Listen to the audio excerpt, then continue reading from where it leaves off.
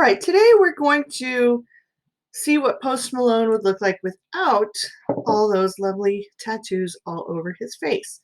So, the objective here is for you to learn some tools in Photoshop that allow you to get rid of things on anything really, but we're going to concentrate on faces for this module. Okay, so we're going to be using the healing brush, the spot healing, the patch, and the clone tool in Photoshop. And if you click on this link, you will be able to download the before image and save it somewhere that you're going to be able to find it. And so this is the little download button. Okay. And then open up Photoshop and open up this before image. All right. All right, the next step is we are going to duplicate a layer in Photoshop so that we are working on a copy. And that way we can see the changes we've made. We can go back to the beginning if we need to start over again, etc. And then you're going to start editing. And I have a tutorial that goes through all the steps, and this is it. So refer back to this slideshow if you need some more clarifications. Again, these are the tools we're going to be using. The magnifying glass lets you zoom in on your photograph, and then underneath this little band-aid here, you will find the spot healing, and patch tools. All right, so let's look at Photoshop here.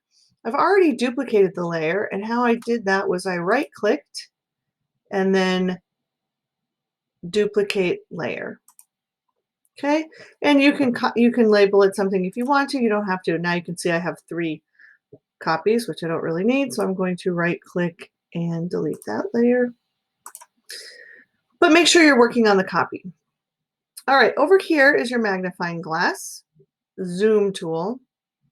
Okay, and let's zoom in. Let's click on that to activate it and zoom in and work on this area right here.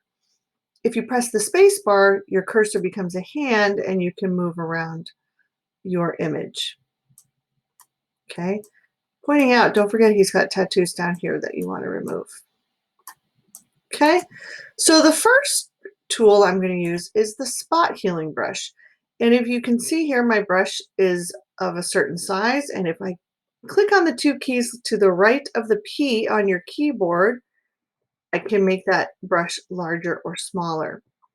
And let's just go up to this dot right here. I want to make my brush just slightly larger. And if I click on it, it goes away. So what this does is it averages out all the, get rid of a little acne there, all of the pixels around it. Okay, so this works well for some smaller areas, but it isn't always the best. So let's try the healing brush. I kind of prefer the healing brush. So I'm going to make my brush a little bit smaller, and you have to press Alt and your brush becomes a target, and then select what pixels you want to replace or blend with the pixels underneath here. So I think this is good because it matches the skin tone. So I'm going to click. Now I let go of Alt, and I'm actually going to make my brush a little bit smaller, and I can come here and start painting. And you can notice that there is still a little bit of the tattoo kind of blended in with the other pixels. So that's not always the best tool to use, although feel free to come in and keep trying as you'd like. And I kept reselecting pixels there. That's why it kept turning into a target. If you have larger areas, you can use the patch tool, and I click and draw a circle around those areas, and it becomes the marching ants. And now I'm going to click and hold and drag that to an area of skin that matches the same tonal range. Okay, so I think that was pretty good over here. And we let go. So for some things, that does a really good job. But again, you can see that there's a little bit of the dark tattoo because it blends with pixels around it. So we can keep trying to get rid of that. Or we can come and use the last tool I'm going to show you, which is the clone stamp. And what the clone stamp does is it acts like an ink pad.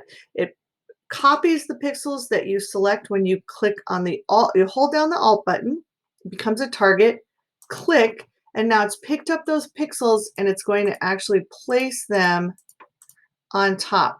Now look over here how it's copying the sword here because when the target area moves with your mouse.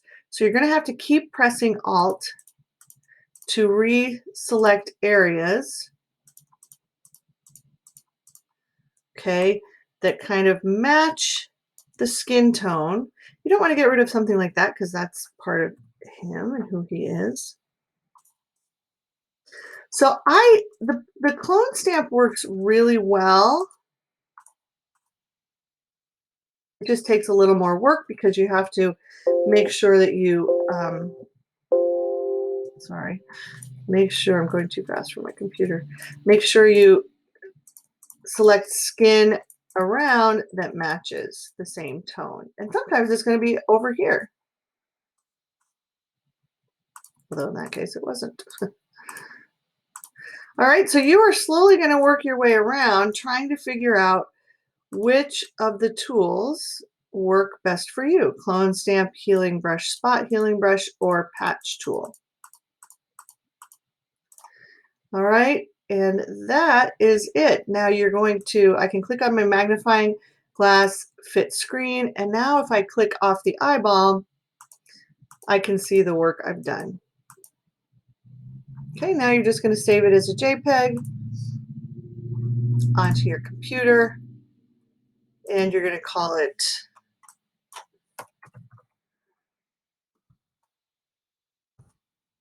Post Malone After, and you want to save it as a JPEG.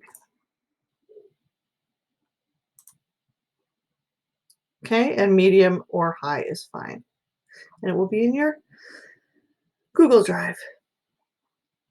All right. Good luck.